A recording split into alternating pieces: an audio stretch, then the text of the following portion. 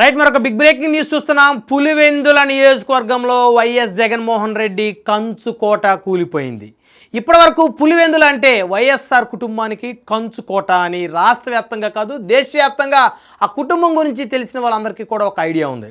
అయితే 1978లో మొట్టమొదటిసారి వైఎస్ రాజశేఖర రెడ్డి ఇక్కడ పులివెందుల అసెంబ్లీ నుంచి ఎమ్మెల్యేగా గెలిచారు. అప్పటి నుంచి నేటి వరకు కూడా రాజశేఖర రెడ్డి, ఆ తర్వాత ఆయన తమ్ముడు వివేకానంద రెడ్డి, తర్వాత ఆయన భార్య వైఎస్ విజయలక్ష్మి, ఆయన కుమారుడు జగన్మోహన్ రెడ్డి, ఈ విధంగా నలుగురు కూడా 1978 నుంచి పులివెందుల నియోజకవర్గానికి ఎమ్మెల్యేలుగా గెలుస్తూ వచ్చారు.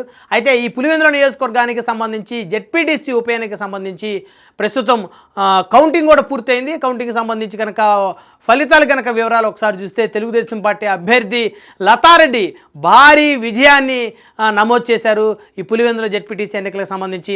అయితే ఈ ఎన్నికలకు సంబంధించి ఒకసారి కనుక ఓట్ల శాతం కనుక మనం చూస్తే వైసీపీ అభ్యర్థి హేమంత్ రెడ్డికి కేవలం 683 ఓట్లు మాత్రమే పోయినటువంటి పరిస్థితి ఉంది. అదేవిధంగా తెలుగుదేశం పార్టీ అభ్యర్థిగా ఉన్నటువంటి లతారెడ్డి గారికి 6716 ఓట్లు ఆవిడ మరి నమోదు చేసుకున్నారు. అదేవిధంగా మొత్తం కనుక చూస్తే మెజారిటీ 6033 ఓట్ల మెజారిటీ తోటి పులివెందుల జెడ్పీటీసీ ఉప ఎన్నికల్లో తెలుగుదేశం పార్టీ అభ్యర్థిని ఎవరైతే ఉన్నారో లతారెడ్డి అంటే ఈవిడ బీటెక్ రవి భార్య లతారెడ్డి. సో ఆవిడ 6033 ఓట్ల భారీ మెజార్టీ తోటి పులివెందుల జెడ్పీటీసీగా ఆవిడైతే ఎన్నికయ్యారు. సో మొత్తానికి చూస్తే పులివెందుల అంటే జగన్మోహన్ రెడ్డి అడ్డా, పులివెందులు అంటే జగన్మోహన్ రెడ్డి కంచుకోట. ఇప్పటికీ కూడా పులివెందులు అంటే జగన్మోహన్ రెడ్డి ఒక సైన్యం ఉంది పులివెందుల్లో. ఇకపోతే ఇదే పులివెందుల అసెంబ్లీ నియోజకవర్గంలో దాదాపు 2,24,000 ఓట్లు ఉన్నటువంటి పరిస్థితి. ఈ 2,24,000 ఓట్లలో మరి గత ఎన్నికల్లో కనుక చూస్తే జగన్మోహన్ రెడ్డికి కేవలం 1,16,000 ఓట్లు మాత్రమే పడ్డాయి. తెలుగుదేశం పార్టీ అభ్యర్థి ఉన్నటువంటి బీటెక్ రవికి 54,000 ఓట్లు పడ్డాయి. కాంగ్రెస్ పార్టీ నుంచి పోటీ చేస్తున్నటువంటి ధ్రువకుమార్ రెడ్డికి 10,000 ఓట్లు పడ్డాయి. నోటాకి 1764 ఓట్లు పడ్డాయి. అంటే దాదాపు 1,99,492 ఓట్లు పోలే పులివెందుల 2024 అసెంబ్లీ. అంటే 2 లక్షల ఓట్లు పోలైతే జగన్మోహన్ రెడ్డికి కేవలం 1,16,000 ఓట్లు మాత్రమే పడ్డాయి. అంటే 84,000 మంది పులివెందుల నియోజకవర్గంలో జగన్మోహన్ రెడ్డి నాయకత్వాన్ని వ్యతిరేకించారు. జగన్మోహన్ రెడ్డి ఎమ్మెల్యే కూడా కావడానికి ఇష్టపడని వాళ్ళు గత ఎన్నికల్లో 84,000 మంది ఓటర్లు ఉన్నారు ఇదే పులివెందుల అసెంబ్లీ నియోజకవర్గంలో. అంటే వైఎస్ జగన్మోహన్ రెడ్డి కంచుకోట అయినటువంటి పులివెందుల, వైఎస్ఆర్ కుటుంబానికి కంచుకోట అయినటువంటి పులివెందుల బద్దలు కొట్టబడిందని చెప్పొచ్చు. పులివెందుల కంచుకోట జగన్మోహన్ రెడ్డికి నిన్న మొన్నటి వరకు, కానీ ఇప్పుడు పులివెందుల కంచుకోట జగన్మోహన్ రెడ్డిది కాదు అనేటువంటి అభిప్రాయాలు కూడా వ్యక్తమవుతా ఉన్నాయి. అంటే 2 లక్షల ఓట్లు పోలైతే 84,000 మంది ఈయనకి ఎగైనెస్ట్గా తెలుగుదేశానికి కాంగ్రెస్కి నోటకి ఓటేసినటువంటి పరిస్థితి.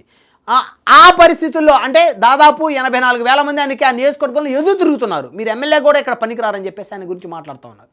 సో ఇప్పుడు జరిగినటువంటి ఈ జెడ్పీటీసీ ఉప ఎన్నికకు సంబంధించి మరి భారీ మెజార్టీని తెలుగుదేశం పార్టీ అభ్యర్థి నమోదు చేయడంతో పులివెందుల అసెంబ్లీ నియోజకవర్గంలో జగన్మోహన్ రెడ్డి గారికి కష్టాలు మొదలయ్యాయి. నిన్న మొన్నటి వరకు ఈ నియోజకవర్గంలో కేవలం అసలు వారు నామినేషన్ ఇస్తే చాలు వారి విజయం నల్లేరు మీద నడక అనే అభిప్రాయం ఉండేది ప్రజల్లో. మరి గత ఎన్నికల్లో 60,000 ఓట్లే ఆయన మెజార్టీ సాధించింది. పిఠాపురంలో పవన్ కళ్యాణ్ గారికి 70,000 ఓట్లు మెజార్టీ వచ్చిన పరిస్థితి.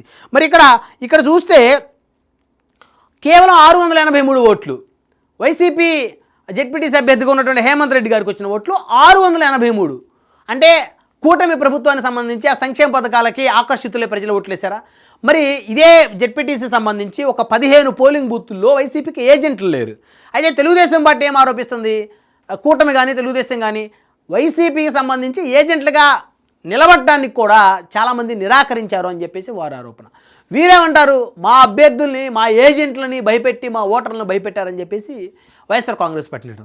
అంటే కేవలం ఒక 1,100 మందో 2,000 మందో పోలీసులు వచ్చి ఎన్నిక చేస్తే 2.5 లక్షల మంది దాదాపు 2,24,000 ఓటర్లు ఉన్నారు. జనాభా పరంగా చూసుకుంటే 2,70,000 2,80,000 మంది జనాభా ఉంటారు, చిన్నపిల్లలు ముసలి వాళ్ళతో అందరితో కలుపుకొని. మరి అంత పులివెందుల పౌరుషాల గడ్డ 1000 మంది పోలీసులు చూసి బెదిరిపోయిందా? ఆ పోలీసులు ఏమైనా జనాన్ని కొట్టారా? ఎక్కడన్నా జనం మీద తిరగబడ్డారా? జనాల మీద ఏమైనా కాల్పులు జరిపారా? కాదు కదా. అక్కడ ఫ్యాక్షన్ వాతావరణం ఉంది కాబట్టి ఇరు వర్గాల మధ్య ఆ ఫ్యాక్షన్ వాతావరణం తలెత్తకూడదు, శాంతి భద్రతల భంగం కలగకూడదు అనేటువంటి ఒక ప్రధానమైనటువంటి ఉద్దేశంతో పోలీసులు పెద్ద ఎత్తున మోహరించి ఎన్నికలు జరిపిన మాట వాస్తవం. మరి అలాంటి పరిస్థితుల్లో మరి ఎక్కడికి పోయింది జగన్మోహన్ రెడ్డి సైన్యం? ఇదే పులివెందుల్లో జగన్మోహన్ రెడ్డి గారికి సైన్యం ఉంది, కంచుకోట అది. ఆయన విజిలేస్తే 2 లక్షల మంది తెగబడిపోతారు ఆయన కోసం అని చెప్పేసి నిన్న మొన్నటి వరకు చెప్పినటువంటి ఆ కబుర్లన్నీ ఏమైపోయాయి? ఎక్కడున్నారు? భయపడ్డారా? పోలీసులకు భయపడ్డారా? అంటే వాళ్ళు కూడా సాధారణ ప్రజలే. పులివెందులో ఉన్న ఓటర్లు కూడా సాధారణమైనటువంటి అందరిలాగా దేశంలో రాష్ట్రంలో ఉన్నటువంటి మిగతా ఓటర్లాగా మిగతా ప్రజల్లాగా వారు కూడా సౌమ్యులే. వారిలో ఎలాంటి రాక్షసత్వం లేదు, ఎలాంటి తిరగబడి తెగబడేటువంటి పరిస్థితులు కాదు. వారు కూడా టెక్నాలజీ పెరిగినటువంటి టెక్నాలజీని బేస్ చేసుకొని వారు కూడా అక్కడ ఉన్నటువంటి ప్రాంతంలో ప్రజలు కూడా మరి కాస్త అవగాహన తెలుసుకుంటా ఉన్నారు. అదేవిధంగా యువకులందరూ కూడా చదువుకొని ఉద్యోగాల నిమిత్తం మరి ఇతర రాష్ట్రాలు ఇతర దేశాలు వెళ్తున్న పరిస్థితి కూడా ఉంది. సో కాబట్టి పులివెందుల నియోజకవర్గం అంటే గతంలో ప్రజలకి ఒక ఏదో ఇది వైఎస్ఆర్ కంచుకోట, వాళ్ళందరూ కూడా వైఎస్ఆర్ కుటుంబానికి సైనికులు, వాళ్ళందరూ కూడా ఒక వారి మీదకి ఏమన్నా వస్తే వారందరూ కూడా తెగబడిపోతారా, ఈ రకరకాల అపోహలు ఎన్ని కూడా క్రియేట్ చేశారు కదా. ఆ పరిస్థితి కాదు. మిగతా నియోజకవర్గాల్లో ఎమ్మెల్యేలు ఎలాగో వారికి ఏ విధమైనటువంటి ఒక సైన్యం ఉందో అదే విధంగానే జగన్మోహన్ రెడ్డి గారికి కూడా సైన్యం ఉంది.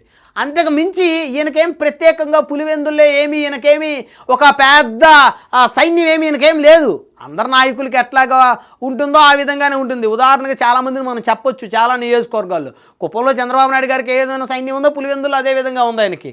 భీమవరం, గాజువాక, అదేవిధంగా పిఠాపురం ఏ విధంగా పవన్ కళ్యాణ్ గారికి సైన్యం ఉందో ఆ విధంగానే ఉందో. సరే, భీమవరం, గాజువాకలు గతంలో ఆయన ఓడిపోయిన ఒక 5,000 10,000 ఓట్లతోటి ఆయనకి అక్కడ 10,000 20,000 మంది ఆయన కోసం ప్రాణాలు ఇచ్చేవాళ్ళు ఉంటారు. ఈయన కోసం కూడా ఒక 5,000 10,000 మంది పులివెందులో ప్రాణాలు ఇచ్చేటువంటి సైన్యం ఉంటుంది. కానీ మొత్తం ఓటర్లు అందరూ కూడా ఈయన కోసం విపరీతంగా ఏదైనా చేసేటువంటి ఒక పరిస్థితి ఉన్నటువంటిది అయితే ఏమీ కాదు. సో మొత్తానికైతే పులివెందుల నియోజకవర్గం కూడా అన్ని నియోజకవర్గాల లాంటిది అనేది స్పష్టంగా అర్థమవుతుంది. వ్యతిరేకత అనేది వస్తే, ఏ నాయకుడి మీద కానీ వ్యతిరేకత వస్తే అది ఖచ్చితంగా ఆ నాయకుడి యొక్క రాజకీయ పతనానికి కారణమవుతుందని చెప్పుకోవచ్చు. సో మరి ఇక్కడ ఎన్నికకు సంబంధించి ఇప్పుడు కూటమి నేతలను ప్రజాస్వామ్యబద్ధంగా ఎన్నిక జరిగింది.